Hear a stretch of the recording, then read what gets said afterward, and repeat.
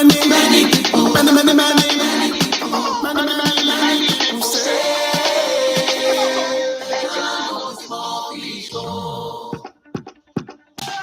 of my dark days are gone. Won't you really make me strong? I'm proud of the man I've become. You can tell what is my own. Money most savage, I know. The more you look like you know. My money will take a go. And me must take now. I'm a guy. We really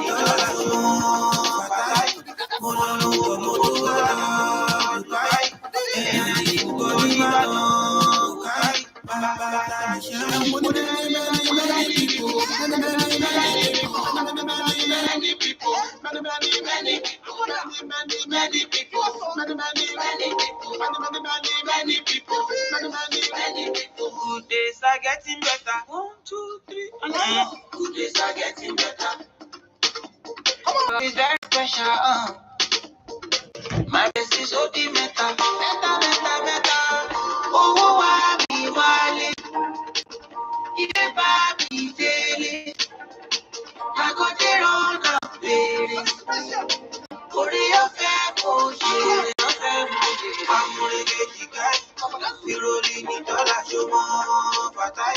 I'm going to allow you buy. Energy for body, man, no, okay.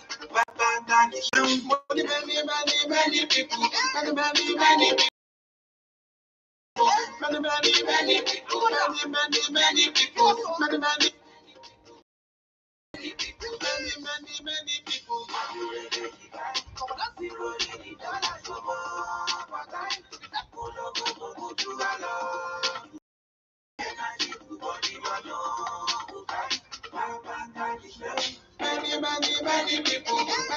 many people, many people say, Ejala no be small fish, oh.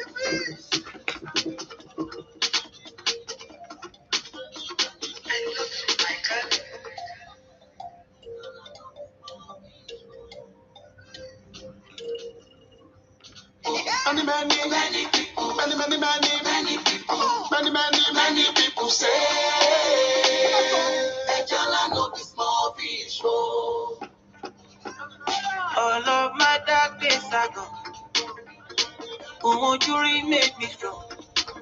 I'm proud of the man I've become. You can tell what is my own. Money most savage, I know. The more you look less, you know. My money where they can go. And me must say now. Oh, I'm gonna get you guys. We rolling in dollars, you more fatai. Olomo bomo to ala Dubai. Energy for body, madam. Okay. Baba tani shem. Money, many people. Many people. Many people. Many people. Many people. Many people.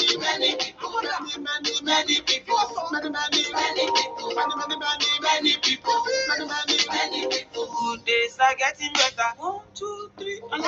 Good days are getting better. This love is very special. My blessings so deep, meta.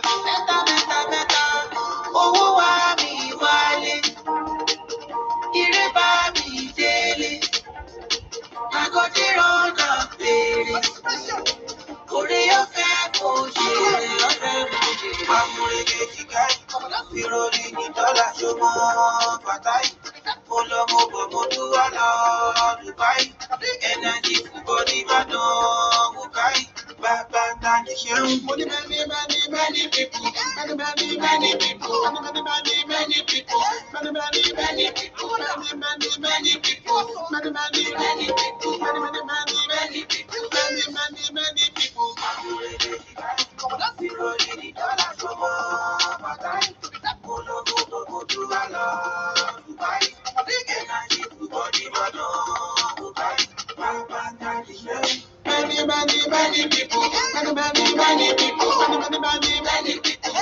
people, many people say.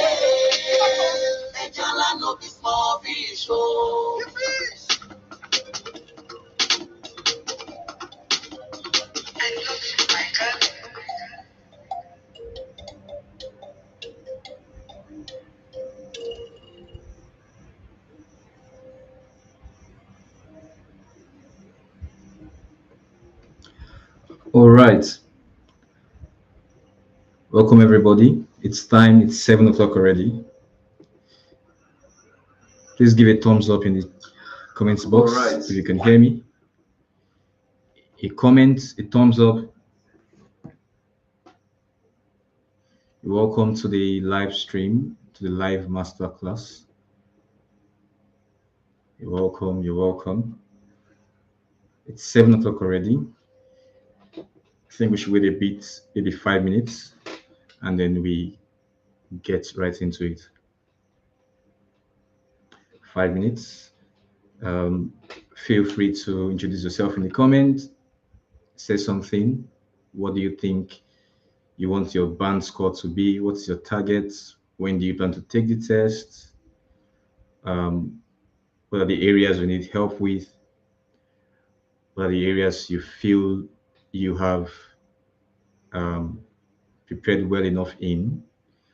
Where do your strengths lie? And where do you feel a bit weak in? Say something in the comments box. You tell us where you're also watching from. Where are you watching from? In 5 minutes, we'll begin. 5 minutes, we'll begin.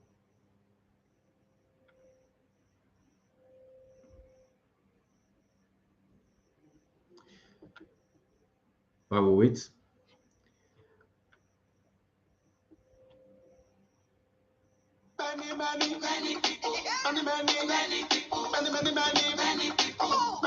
many people say,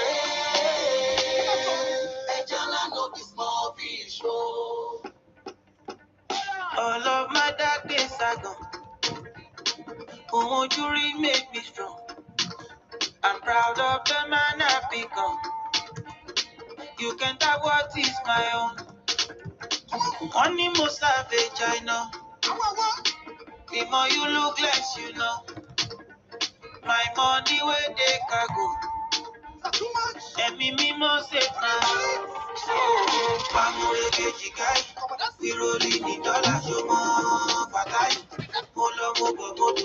Okay, I can see people joining already.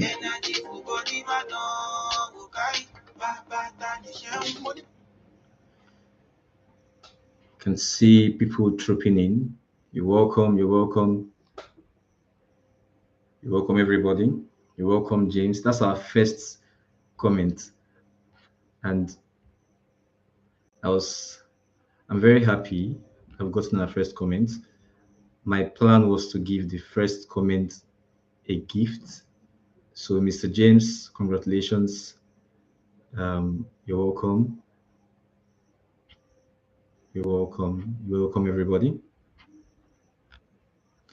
Did Mr. James indicate that he wants the free course?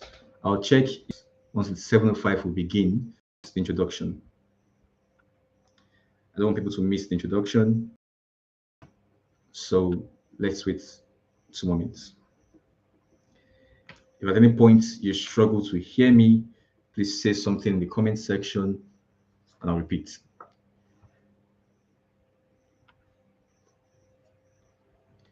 Okay.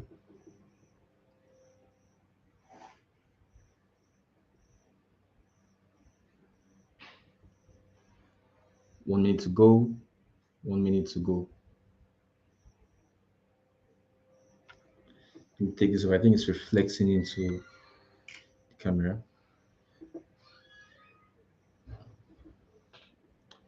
Welcome, everybody.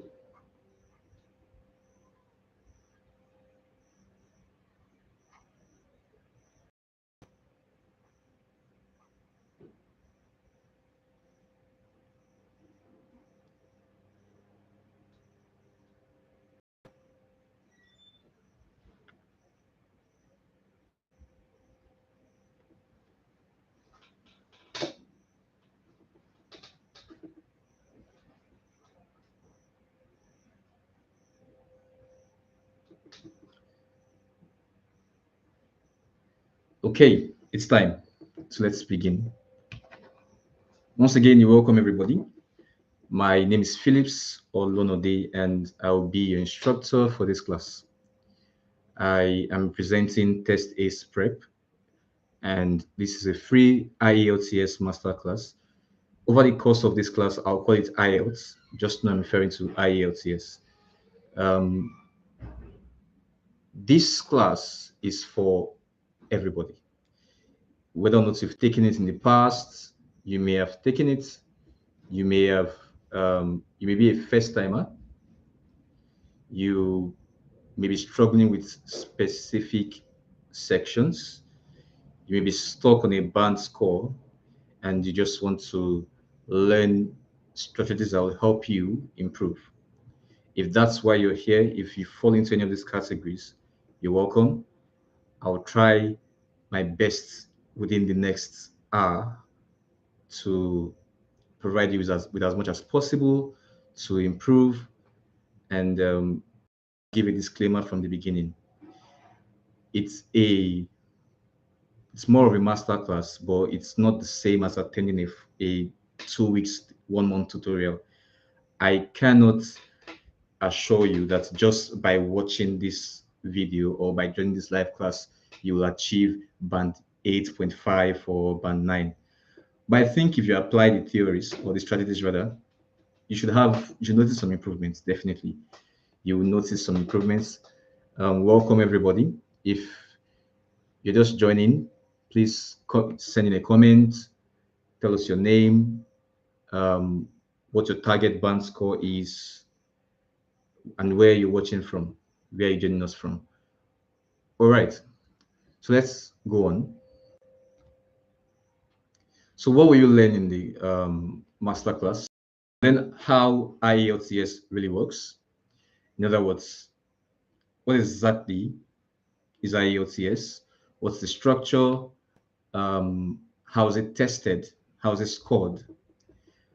How does the examiner score you? That's very important, and I'll spend quite a long time on it to explain, because the moment you know how you are scored, you naturally will know what to read on and what to focus on. It's just basic common sense. And then we'll talk about why many candidates fail. Just to be sure, can you hear me? Say something in the comments. Can you hear me? If you can hear me, send me a thumbs up. You could say I can hear you in the comment section, so I don't just keep rambling and find out that I'm not audible. All right. So we'll talk about why many candidates fail. I've met people who actually studied English in the university, like they finished with a degree in English language, and they still struggle with the test. And that just shows to you that it's not just an English language test. It's a test of your communication skills. How effective, proficient are you in the English language? I won't bore you with the technical terms. For those studied English, they're familiar with the term competence and performance. There's a huge gap between what you know theoretically and um, how proficient you are. So I won't bore you with all of that. But the point is discuss why some candidates fail the test. And then we'll talk about some strategies that will definitely help you if you apply them. Emphasis on if you apply them. I need to stress that if you apply the strategies, if you practice, if you um, sit down to practice the strategies that will be given to you, definitely you'll notice some improvements. Definitely. So yeah, let's dive right into it. I tried to take a very long time with the introduction, so I can't continue to delay. We have 1 hour. IELTS. What is the IELTS test all about? What does it really test?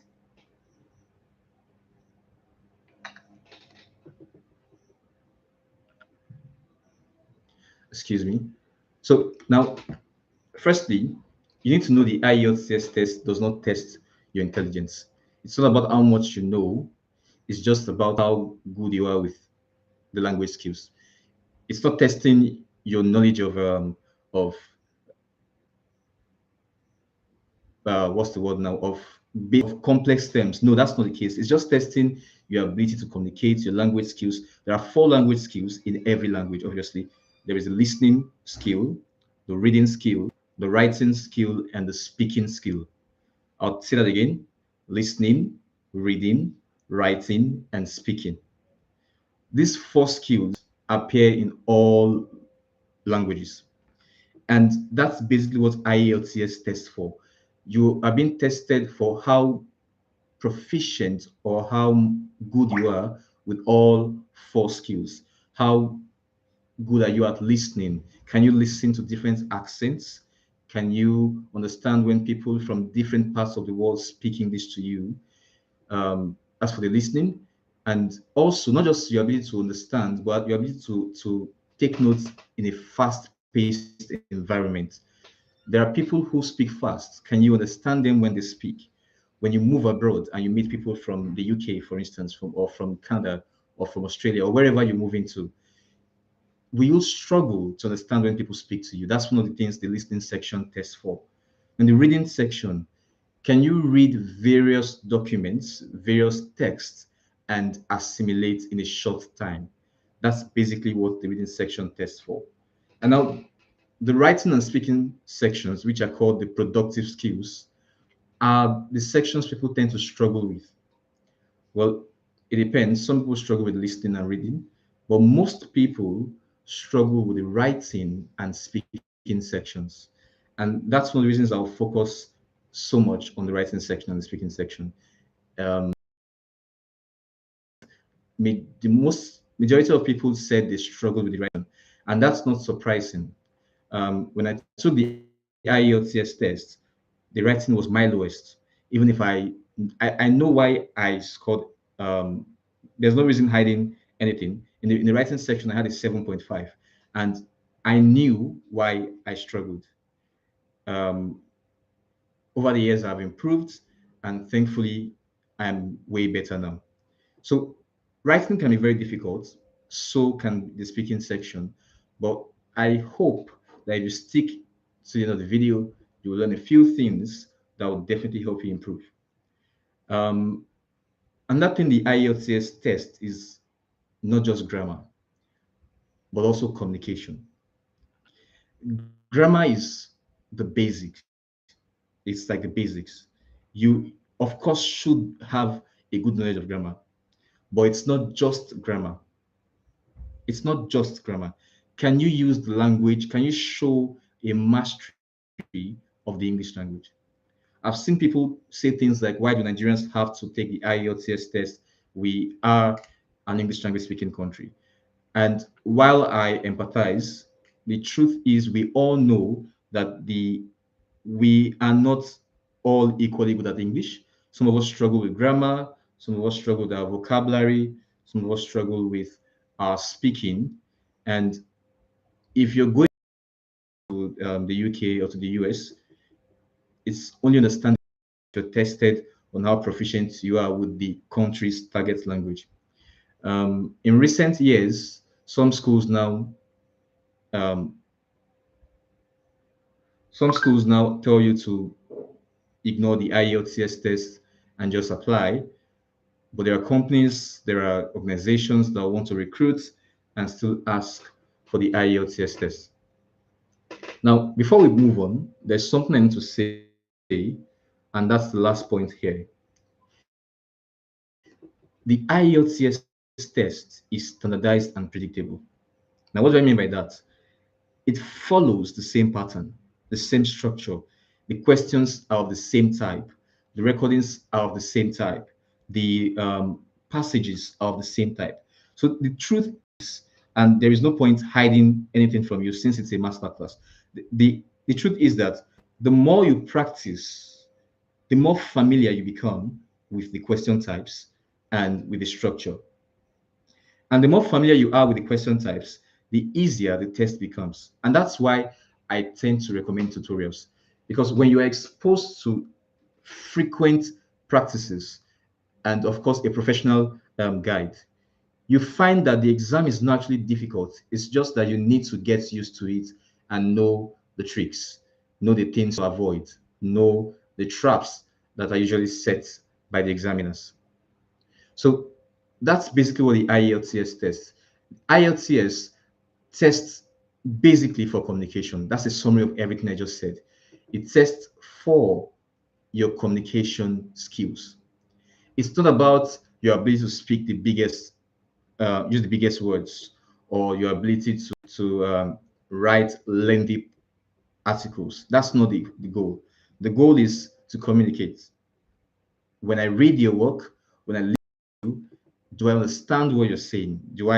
Can I make sense of what you're saying? Of course, while avoiding errors. Same thing with the listening section. Can to the recordings? Can you read the passages and give us back what you've been given in time?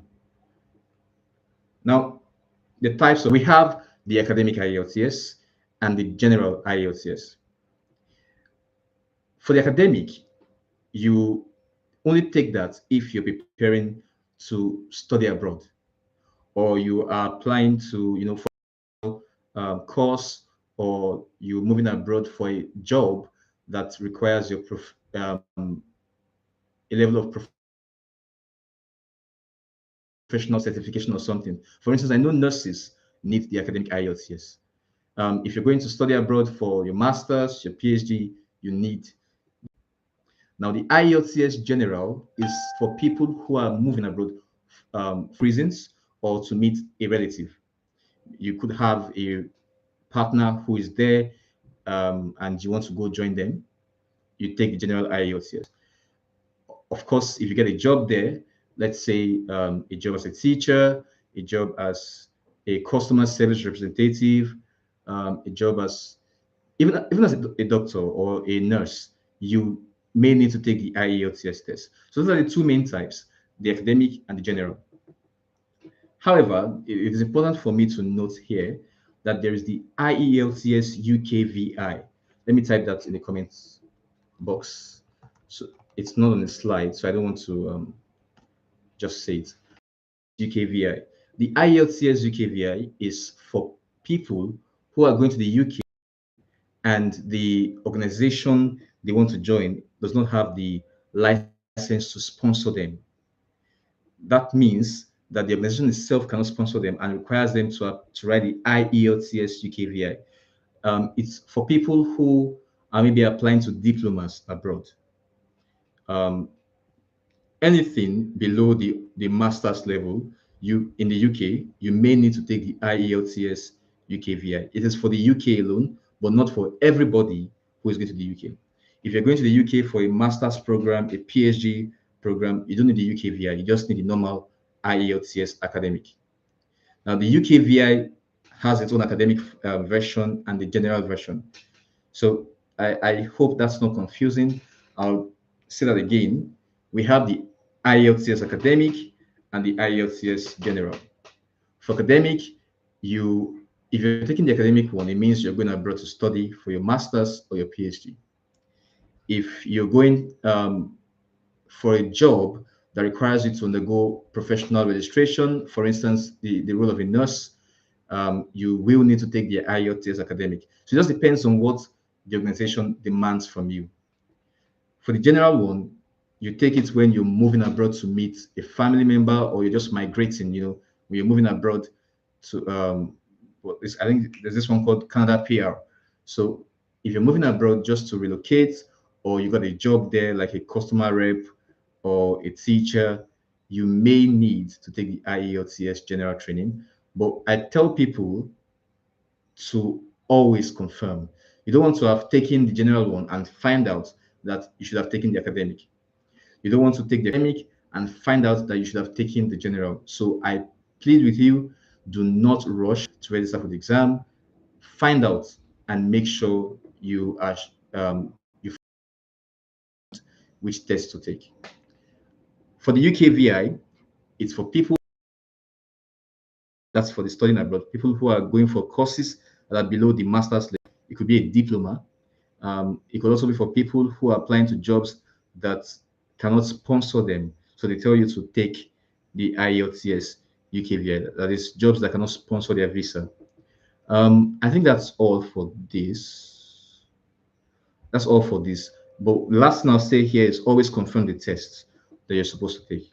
Always confirm the test you're supposed to take. Now let's talk about the structure. The entire test lasts for about 2 hours and 45 minutes. 2 hours and 45 minutes. You have the luxury of choosing to take your test across 2 days. Well, I recommend taking it on the same day. Just go for the test and know you're done with it. But if you're a person who maybe you get tired easily, or you struggle with focus, then you could split it across 2 days. Now, like I mentioned earlier, you have 4 sections: the L, R, W, and S. L means listening, R means reading, W means writing, and S means speaking.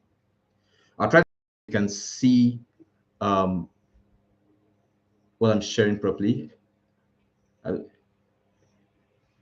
please leave a comment in the box to be sure you're following me. I don't want to keep talking and find out that I've been talking to myself. All right, let's move on. And it's the easiest because it's basically garbage in, garbage. Give them back what they give to you. You listen to 4 recordings, and attached to those recordings will be 10 questions each. I'll say that again before I move on. For the listening section, you will listen to 4 recordings, and each recording has 10 questions, which would imply that you have a total of 40 questions for the listening section. Before the recording plays, or before each recording plays, you have the opportunity to look through the questions for that recording, which, in my opinion, is a very good thing. You have the opportunity to look through the questions before the recording starts. Now, a skill that I want you to practice before your test for this section is the note-taking skill and the active listening skill. This is something we practice in the paid tutorial. We practice it in class, depending on the one you go for. The paid tutorial, okay, I don't want to talk about the paid tutorial yet. Now, in the listening section, what you want to practice is active listening and note taking. Why? When you practice, I didn't say attentive listening, by the way, I said active listening. Active listening requires you to predict what comes next based on the questions you have read. Now, this is the clue that most people do not know. When you see the questions before the recording starts, you want to note the keywords in the questions. Notice the keywords in the questions. Now, why are you doing that? That way, when the recording starts, the moment that keyword is mentioned, you know that that question's answer is about to be said. Now, it sounds easy, but you still need to practice it. When you practice listening for keywords and related words, emphasis on and related words, because at times the recording does not say the exact word in the question. At times it is paraphrased. So you want to listen for the keywords in the question and words related. When you do that over and over again in your practice session, I'll share a link to a a Google Drive, where you can have as many practice questions as possible. Um, I'll share links to websites as well that you can visit to practice the listening, reading, and writing. Okay, you can practice the speaking there, but mostly listening, reading, and writing. Now, that's what I was saying. If you can practice active listening and note taking, you have a very good chance of scoring a band 9 in listening. I tell people that the easiest sections to score a band 9 are the listening and reading. It's so easy if you apply the strategies. Finally, on listening, make sure that you spell correctly. If you have a spelling problem, I strongly recommend two things, one of two things. You either get a tutor who will guide in terms of learning to spell and write, get a book and start practicing spelling words that you struggle with. Write the words down, check the dictionary, read the meaning, make sentences with those words. When you do that over and over again, you will improve, certainly. So make sure that you spell correctly. Do not worry, in the listening section, if there is any unfamiliar word, it will be spelled by the speaker. For instance, you could be listening to a recording and the recording says Matheson, James Matheson. There's a good chance that Matheson will be spelled because it's not a common name. And that's very common. In the IELTS test, it is fair. They know words that are not common and they know words that are common. For instance, nobody will spell the word ignorance for you, or the word alley, or the word subway. It's going to be words that are not necessarily common, and those words will be spelled. But for the basic words that will be said, you need to make sure you type in your answers correctly. For instance, if the word immediately is, let's say the answer is immediately, you don't want to make the mistake of writing more than of writing just one M, right? You don't want to make the mistake of writing double L's in immediately because it doesn't matter if you're close to the answer. If you spell it wrong, you're wrong. That's the tricky part of the listening section. If you spell an answer wrong in the listening section, or you do not use the correct tense or the correct number, by number I mean singular and plural. If you don't use the correct number or you don't use the correct tense, you will find out that you've missed it. Let's assume the answer is houses. Houses. Let's assume that's the answer to a question. And you type in houses. You're wrong. You've missed that question. Spelling is a part of the English language, and this is an English language test. So you must spell correctly. That's not the reason some people fail and they don't know why they failed. There was a time I was taking a test and a mock test, and I had 39 over 40, and I kept looking through it, wondering what I missed. I kept looking through it. I was checking and checking. I was like, I missed nothing. I haven't tried to retake the test. And then I found out that I typed disk instead of disks. I'll type that. So the answer was supposed to be this, plural. The speaker said this, and I typed in disk. Now, there is honestly no excuse because you'll be given the headset for the listening section. You will have a headset where you're allowed to have a privacy. You hear properly. Throughout the listening section, the examiners will not move about. Sorry, the invigilators will not move about to ensure nobody is distracted. You have your headset yourself and it's as loud as possible. So that's for the listening section. For the reading section, time management is key. It is very important. You don't want to lose track of time. And the easiest way, excuse me, the easiest way to manage time in the reading section is to skim and scan. I'll define both of them and I'll leave you to go and study on them. I promise you, if you can skim and scan effectively before your test, you will have a band 9 in reading, maybe a minimum of 8.5. If you can perfect skimming and scanning before the test, just don't even fret. You will definitely have a good score because that's the secret. The secret to the reading section is that you shouldn't read the passage from beginning to end because especially for the academic IELTS, the reading passages are very long. It is difficult to read the entire passage and answer the questions, which are 40, within just 60 minutes.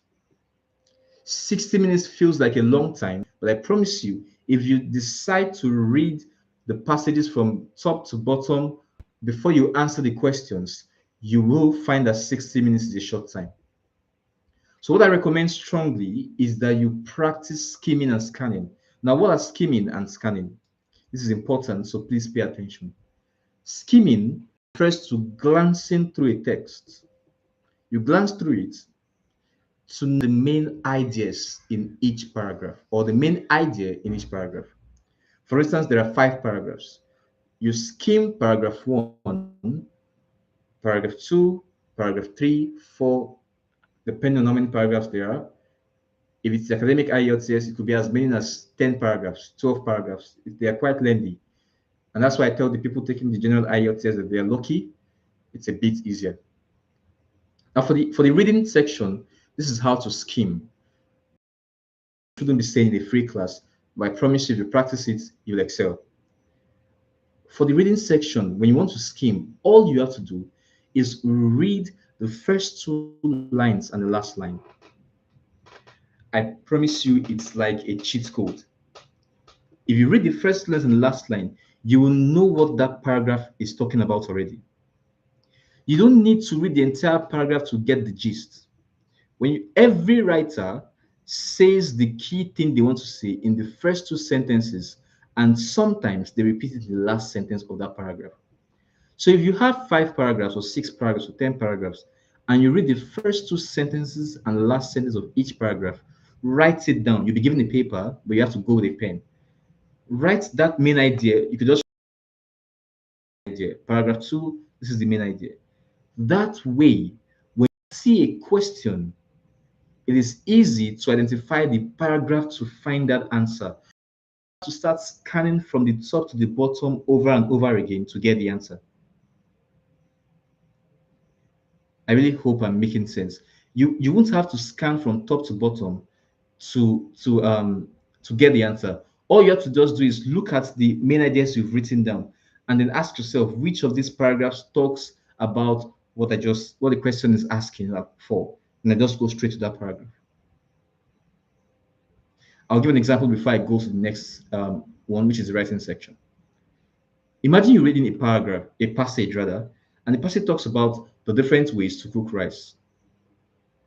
The different ways to cook rice. Now, paragraph 1 could be an introduction. It's usually an introduction. Now, paragraph 2 could talk about cooking, the different ways to cook jollof rice. Paragraph 3, the different ways to cook fried rice. Paragraph 4, the different ways to cook rice and beans. Paragraph 5, the easiest way to cook wache, and on and on. Now, because you have skimmed the paragraphs and you've written them down, question 1 could be, what is a major ingredient in jollof rice? Because you have skimmed earlier, you will know which paragraph to go straight to for the answer. You may not know the answer, but you know the paragraph to go to. Why? You know the paragraph that talks about how to prepare jollof rice. Why? You skimmed at the beginning. I plead with you, practice skimming. If you do, you will have a good score. I assure you, you will definitely have a good score. If you're following, please say something in the comment section, or you can give it before I move on to the next one.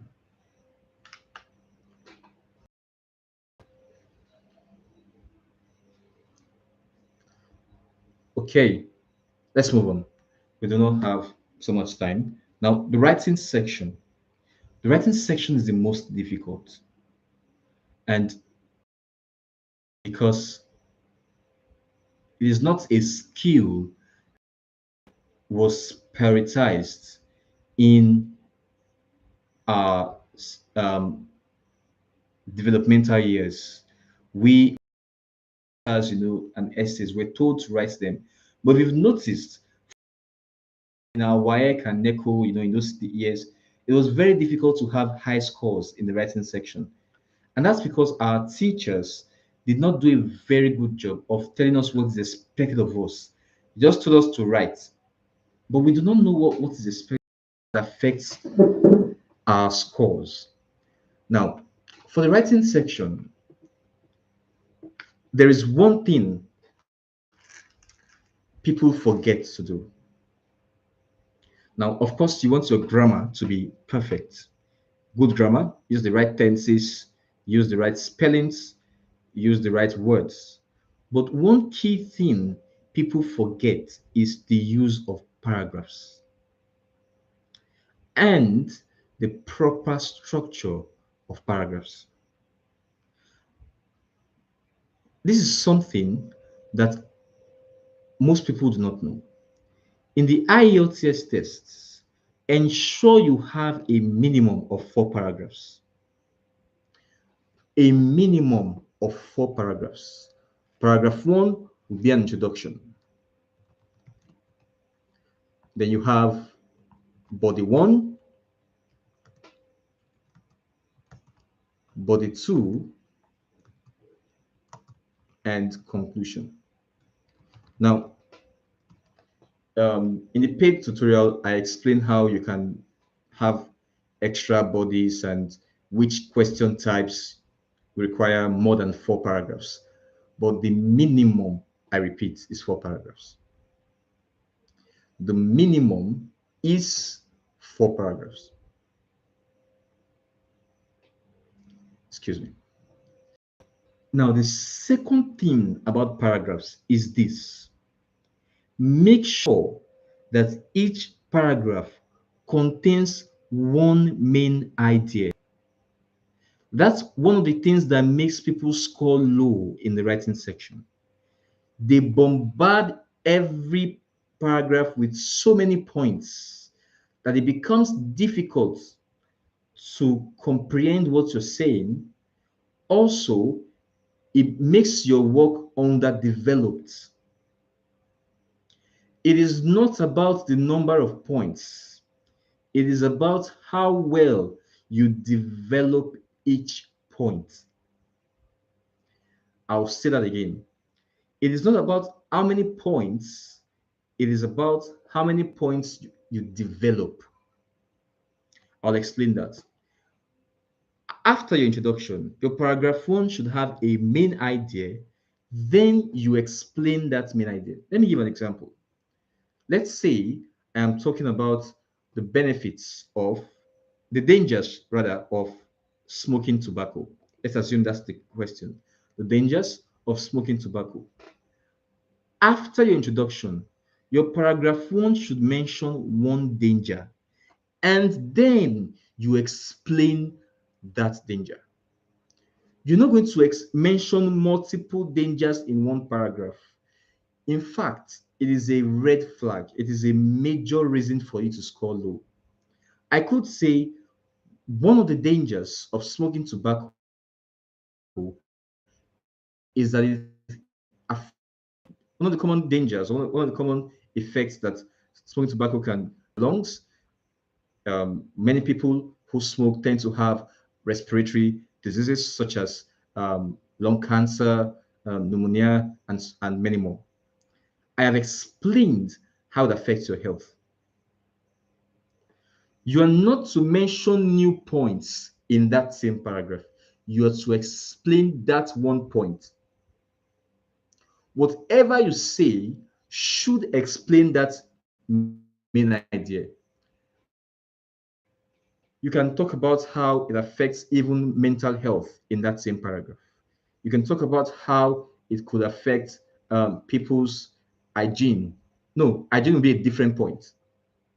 But make sure that whatever you say in that paragraph is in line with the main idea you mentioned, which is the fact that it affects health. Then your next point will be in the next paragraph, which will be paragraph 3. You could say another reason why smoking is bad is that it affects your social skills or it affects your interpersonal relationships. When people, you can now explain, you can say when people are addicted to smoking, people tend to avoid them because of the smell, or they are unable to stay effective at the workplace due to their inability to focus. when when they are unable to smoke. The point I'm just making is that you want to have just one main idea for each paragraph. Then you explain. I've taken my time to explain this properly because this is the secret. In the tutorial, all I'll do is show you practically how to do it. Correct you, try to give you practical examples. So if you're smart, I've given you the tip. Beyond grammatical correctness, beyond spelling accuracy, beyond using a versatile, a vast number of words or a varied number of words, you need to develop. The truth is, in Nigeria, we know lots of words. So that's not the problem. The average person is good with grammar. If you're bad with grammar, I plead with you, get a tutor. That's not something I can fix in a masterclass. But if you know you're literate and you don't struggle with the basics, now about developing the points rather than is key. Now for the speaking section, this is the shortest. The speaking section will last for between 11 to 14 minutes and it's divided into 3 sections. I will not bore you with the structure of the speaking section, but I'll say something to you. Make sure that you explain, do not list. I'll say that again, then I'll explain it. Make sure that in the speaking section, you explain, not listing. For instance, if the question says, let's say the question says, tell me about your neighborhood.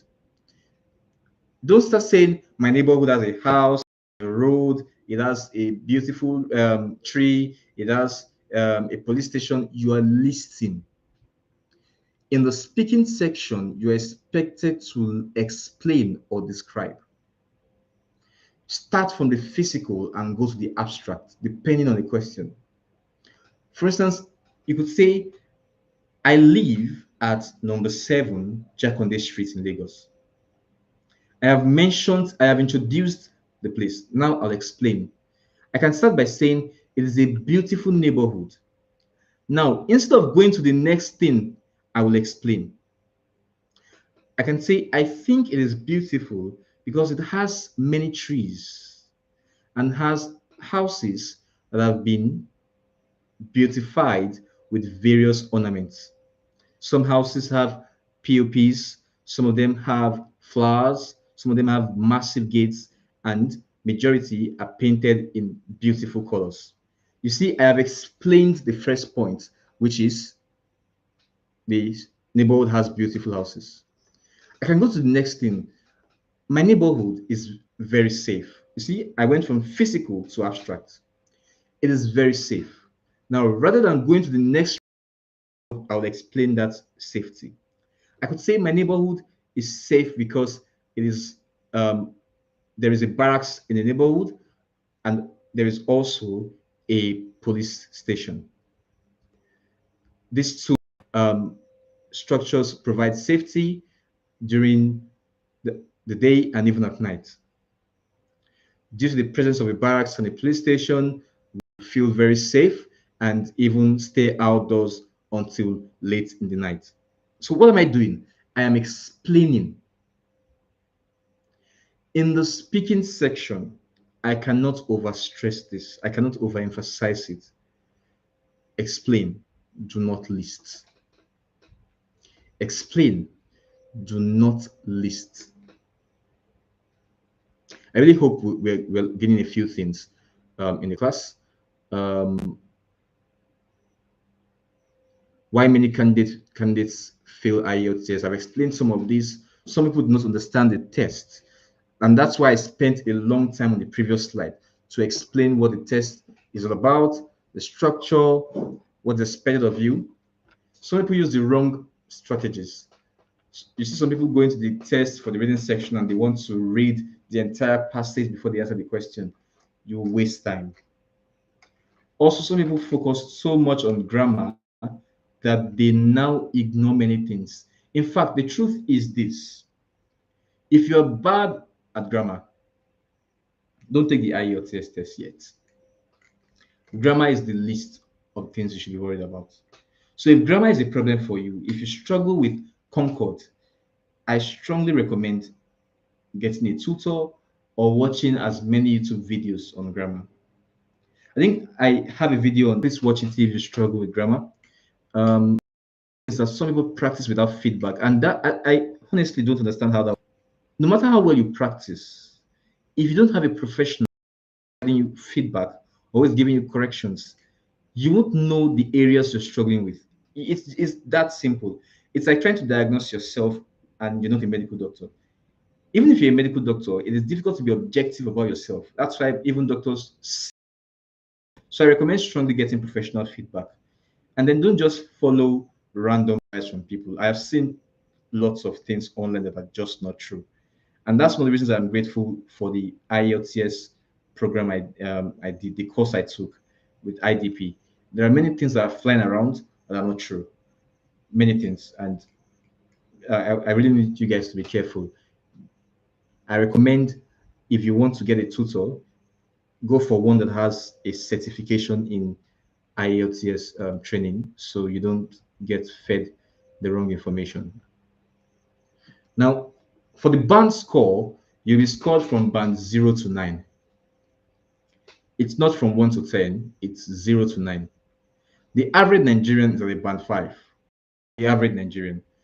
With practice, some people get to a 6 or a 7. And I believe with proper tutoring or proper guidance, you get as high as 8.5 or 8. Um, you'll be scored over 9 on all the sections. Remember, there are 4 sections.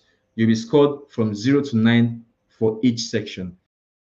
9 in listening, 9 in reading, 9 in writing, 9 in speaking. All the 9s will be added together and divided by 4. 4 because there are 4 sections.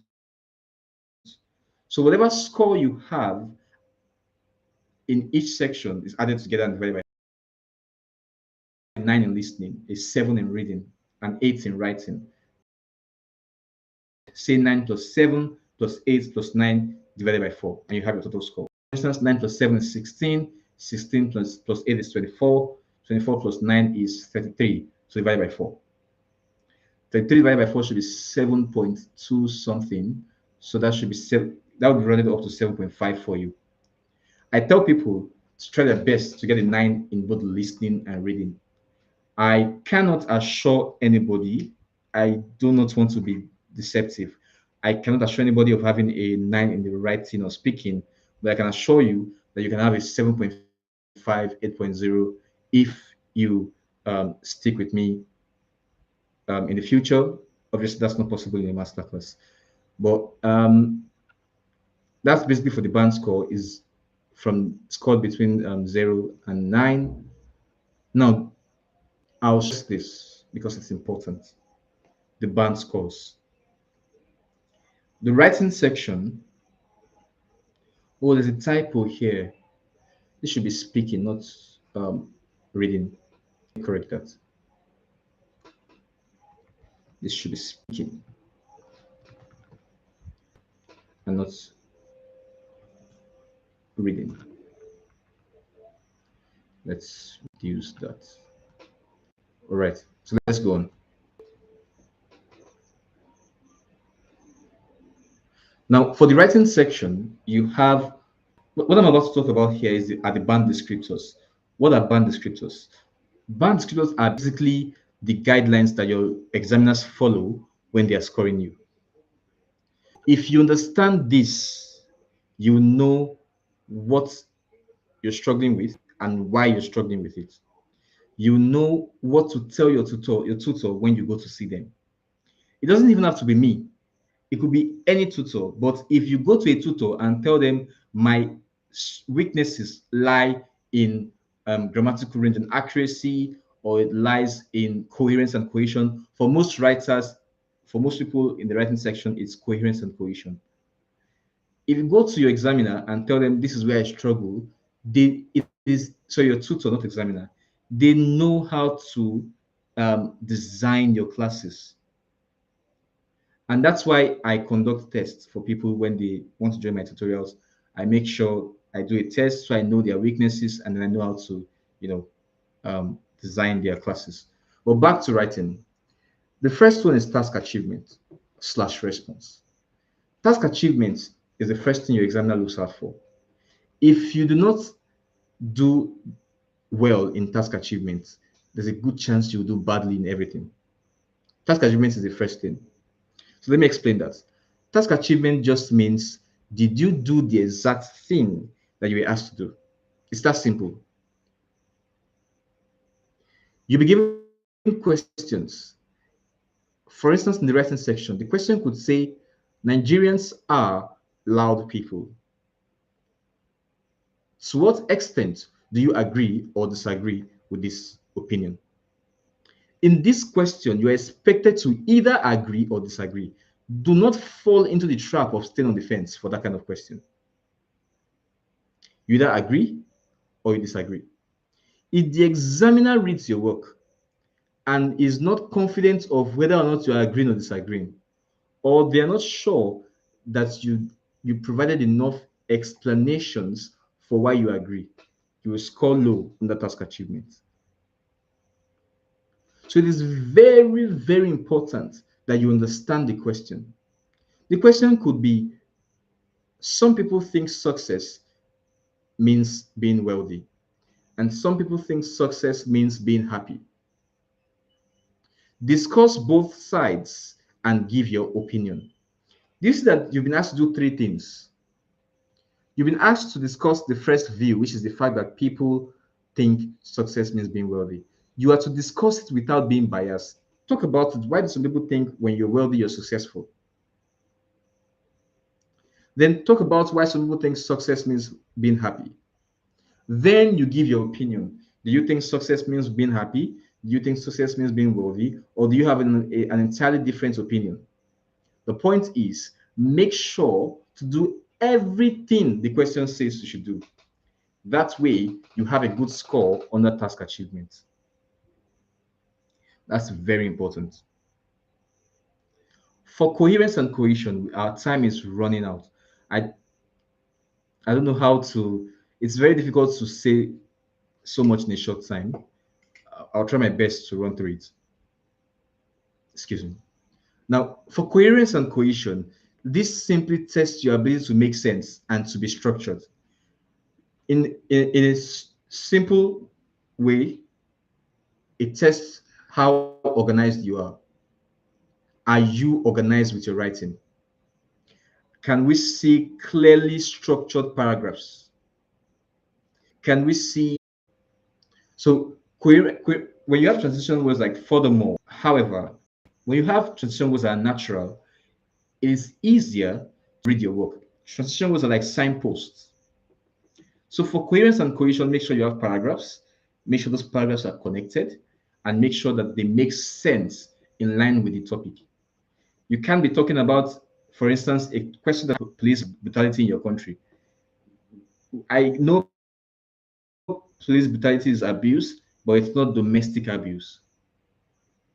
So you must be very careful to stay in context. Physical resource, the exam resource. Did you use a wide variety of words, or you were just using the same words over and over again? There are people who, even especially Nigerians, we love the word so. We say so many times. So. When an examiner notices you keep saying the same words over and over again, it suggests that you're limited.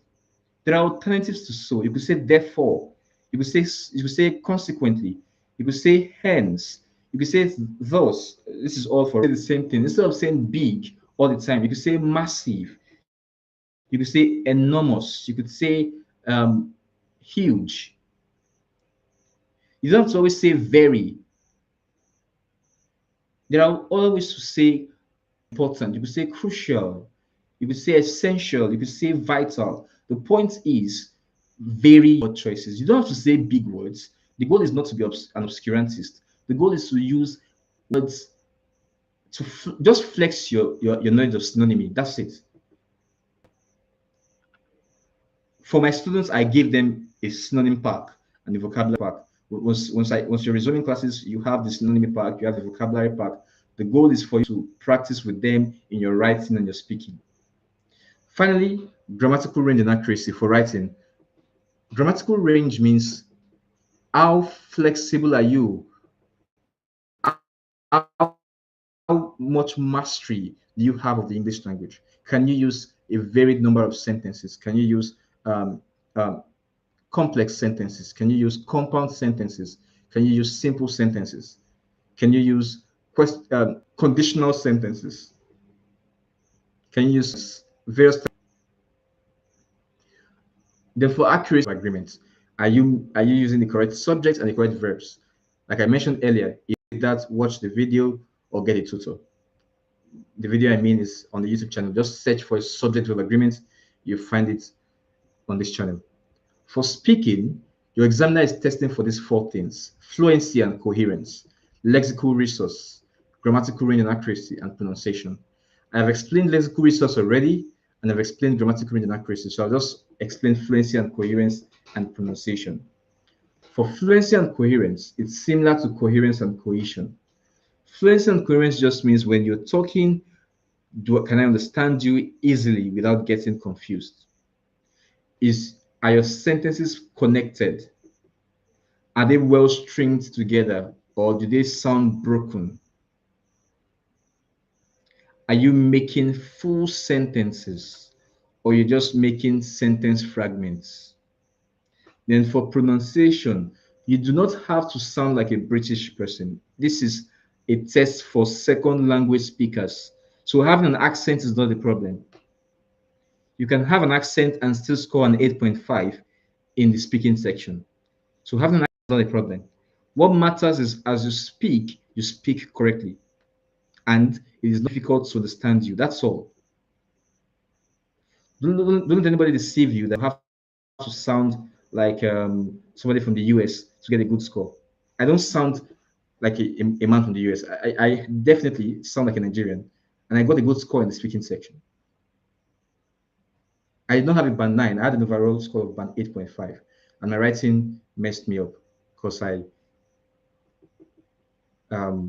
was rushing and was a bit unwell. But the point is, you can always have a good score, even if you're not a native speaker of English. So let's move on. That's that for the band descriptors. I recommend taking screenshots. It's not a problem. Take screenshots. You can always revisit them. Also, the video will be here even after the live class, so you could watch it. Where most candidates use bands, I've talked about this. It's usually the writing and speaking section. They have poor structures and unclear ideas. I explained this. You must have clearly structured paragraphs, and all your ideas must be properly developed. Also, you don't want to memorize answers, especially for the speaking section. Don't memorize answers. Your examiner will know. Even I know, and I'm not an examiner, I'm just a teacher. So you don't want to memorize answers. The thing is, these examiners meet hundreds of people. They've met many students. Do you think they did not know the same videos, YouTube videos you went to watch? That's why I tell people, you see all these YouTube videos, they can harm you. The same YouTube videos you're watching, the examiner gets tired and is reluctant to even give you a YouTube video. And that person comes, gives the same answer, use the same words. You won't get a high score. Do not memorize answers. What you need to do is understand the question types and practice answering them. All right.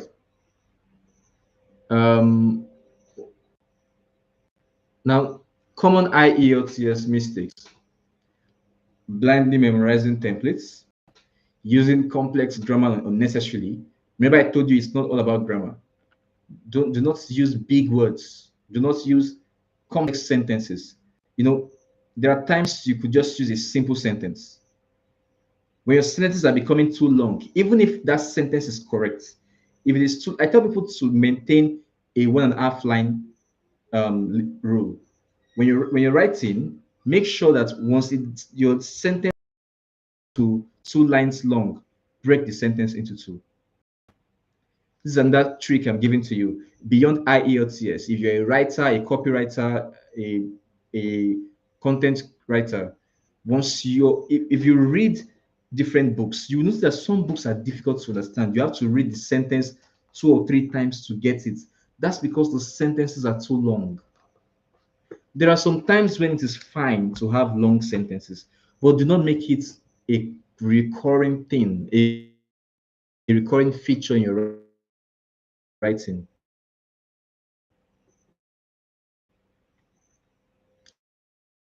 Then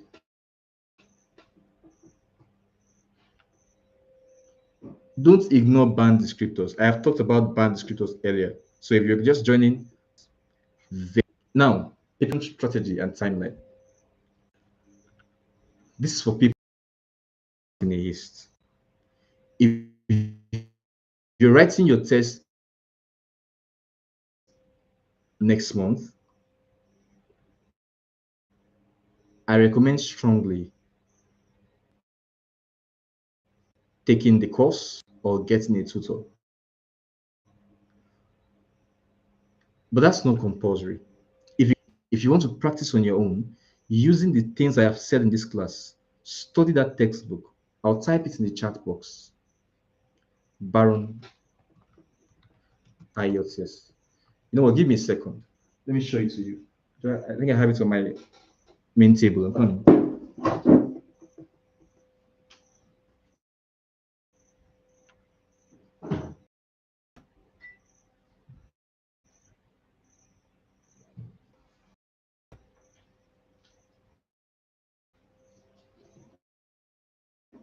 It's not here.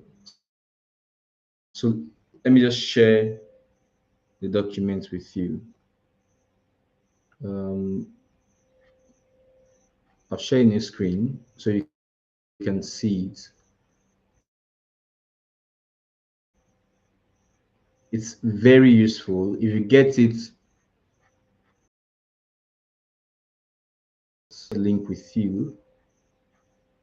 This is it. You can always download it from the internet. It's available. If you want the hard copy, you can always, order. So this is what I'm referring to, the Baron IELTS textbook. It's very useful. You could Baron's IELTS. That's it. I do because I still want to. So this is the strategy I recommend. Spend the first 2 weeks becoming familiar with the question types. When you become familiar with question types, you now begin to notice the areas you are struggling with. Then you can now spend 1 month improving on those skills that you struggle with. And that's where a tutor comes in. If listening is where you struggle, reach out to a tutor. Reading, speaking, writing. Let someone help you. Do not waste 279,000 because you don't want to spend maybe 80,000 or 50,000 depending on what the tutor is charging you. Some tutors even charge as high as 150 depending on what you need. When you're done with the tutor, you spend another 1 month practicing, then you go for your test. So now, self-study is always fine. There are people who have practiced alone and gotten 7.5, 8.0. It's very possible, but it's going to take a lot of effort. Guided preparation, that just means getting a tutor. If you have a tutor, your tutor has done the test before, what you'll encounter during the tutorial. Sorry, during the test. So it's by all means get a professional to help you. What should you do next? Get a book, write down your target score, and write down a deadline. I'll give you a website now. This is something I use in class. I'm typing it in the chat box and I'll pin it.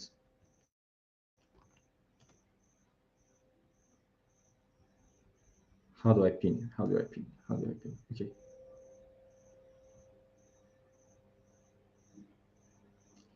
Okay, I've pinned it. Visit that website. Practice with the website until you start consistently getting band 9.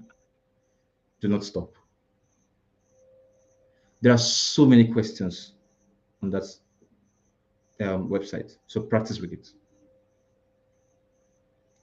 Then get professional feedback. I really advise you do this. I really do. I really do. I cannot stress how important it is to get a professional to give you feedback. So I think how can I help? Structured IELTS class, writing and speaking feedback, and proven preparation. You can take a screenshot, reach out to us on our Instagram, subscribe to our YouTube channel where I post videos occasionally, reach out via our mail. That's my phone number. You could always reach out to us. That's it. Let me, I think for the sake of transparency, there is no need to hide anything from you. The test a private class. You can afford a group class. The classes per class is 3,500 naira. There is a I hope I'm sharing my entire screen. It's actually not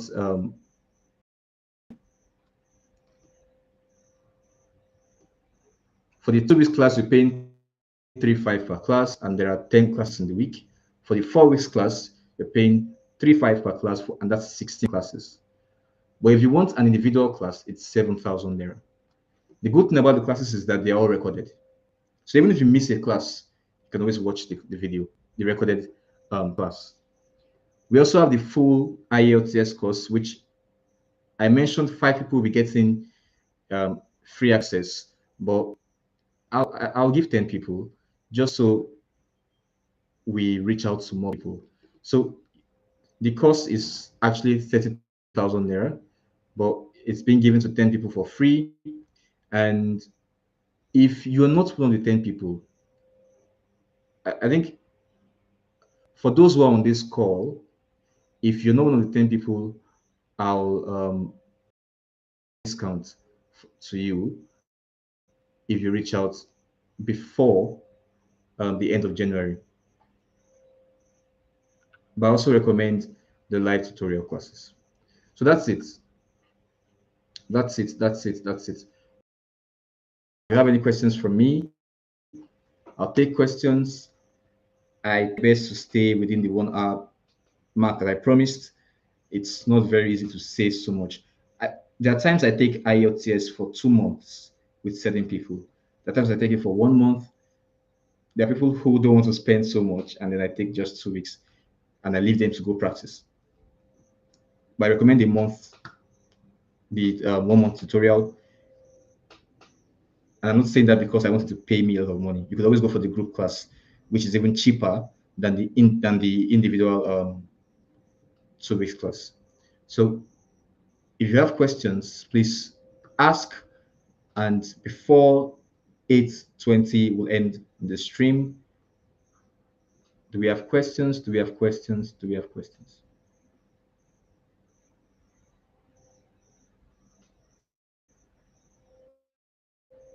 Do we have questions? Do we have questions? Do we all understand what's going on? Why don't we have questions? I'm surprised.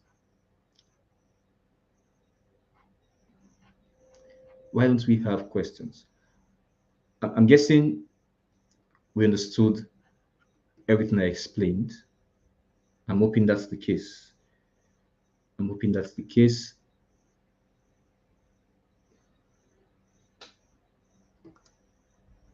All right.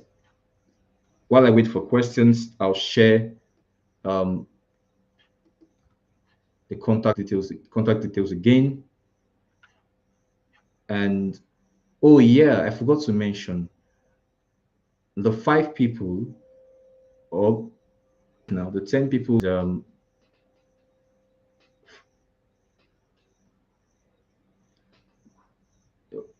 You get an email from me tomorrow, and by all means, definitely. Um, I really plead with you, don't just abandon the course. It's a 10-hour course. And if you watch, say, 30 minutes per day, you should be done in, say, 2 weeks, 3 weeks. Um, well, you'll be given access for a month. Have 3 months access.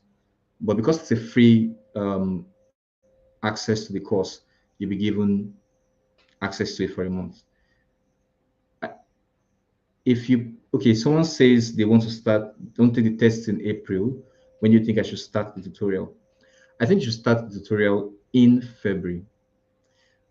The reason I think you start in February is that for January, what you want to do is practice with the link I sent to you.